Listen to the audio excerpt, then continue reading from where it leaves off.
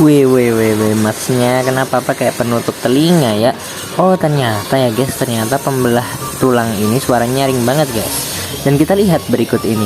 Wow, ini penarikan kulit kambing guys melalui mesin seperti berikut. Setelah itu ini ditarik begitu guys. Ternyata bisa ya guys ya begini. Saya baru tahu karena saya baru aja nih ikut menyaksikan secara langsung proses penyembelihan hewan kurban yang dilakukan oleh Majelis Tafsir Al-Quran yang berletak di Matese sebagai pusat kedua. Nah, di sini kita lihat kalau yang tadi adalah pemotong tulang yang sangat berisik dan nyaring ya. Kalau di sini ini itu pemotong daging. Jadi ini nggak begitu bersuara dan ini sepertinya lembut banget guys.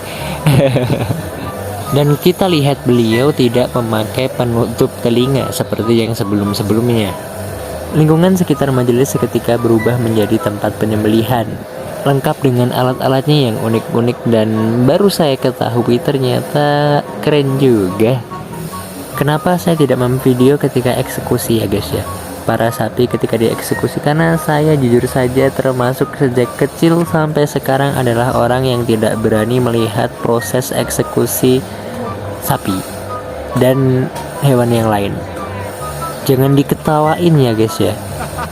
Tidak hanya itu aja, karena beberapa aturan di YouTube membuat hal-hal itu menjadikan sedikit bisa dianggap sebagai explicit content gitu guys, yang dapat menjadikan video kita termasuk konten yang sedikit mengganggu kenyamanan begitu guys bagi penonton. Jujur saja, karena kan ada juga penonton-penonton yang takut seperti saya melihat execute kayak gitu, melihat darah misalnya dan lain sebagainya.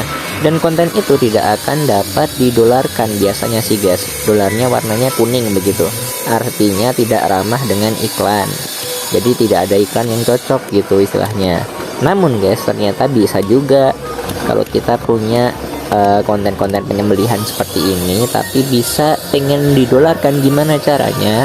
Nah, caranya itu kita kasih keterangan informasi yang detail, misalnya tujuannya apa, terus alasannya buat video ini apa, itu yang jelas, misalnya tutorial bermanfaat gitu. Bisa istilahnya dicari-cari orang lain misalnya seperti itu.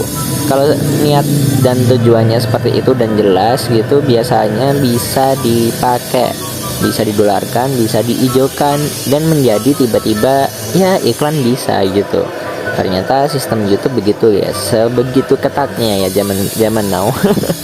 Lalu kalau pendapat saya pribadi gimana? Kalau saya pribadi sih kurang begitu peduli ya guys ya, entah itu dolarnya kuning, hijau atau pink, bahkan kalau ada ya istilahnya anggap aja ya kita udah terbiasa sejak dulu membuat channel ini tujuannya apa dan reasonnya itu apa, udah sering banget kita sampaikan, dan kita hanya memikirkan bahwasanya penghasilan dari YouTube itu hanya dianggap sebagai bonus saja gitu guys.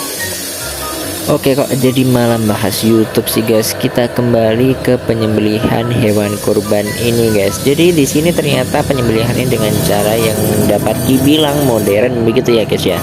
Karena banyak sekali juga di daerah-daerah tertentu memang biasa manual, karena mengingat jumlahnya yang tidak terlalu banyak. Sedangkan di sini itu jumlahnya tiap berapa menit, tiap berapa jam gitu datang terus guys. Banyak banget guys di sini guys. Saking banyaknya, ini alat-alat juga nggak hanya satu piece gitu guys. Ini alat-alatnya juga sampai double.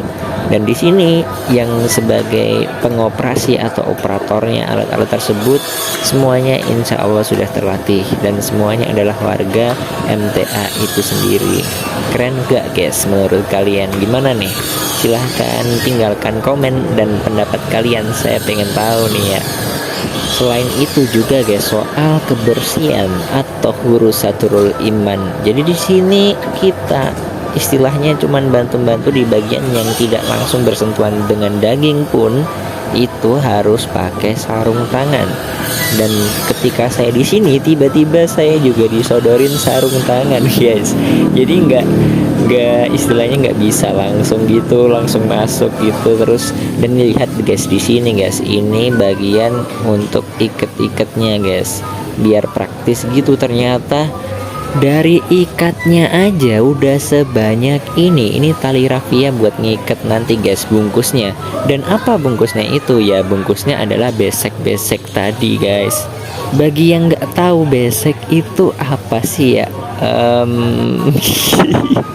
Seperti ini guys.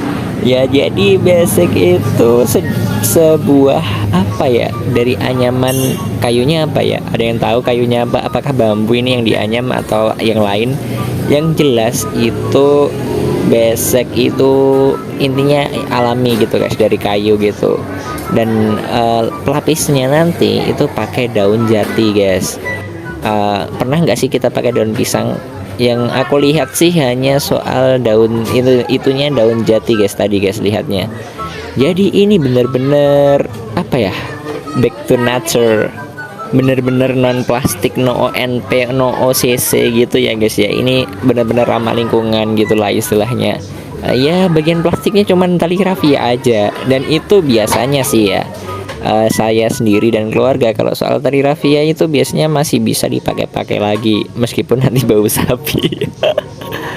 Dan di sini adik-adik kecil yang usianya mungkin masih SD atau bahkan TK ya, iya nggak sih, itu bisa bantu-bantu juga guys, dorong-dorong bagian daging-daging yang udah dikemas, habis itu disalurkan ke yang mengikat-ikat begitu guys.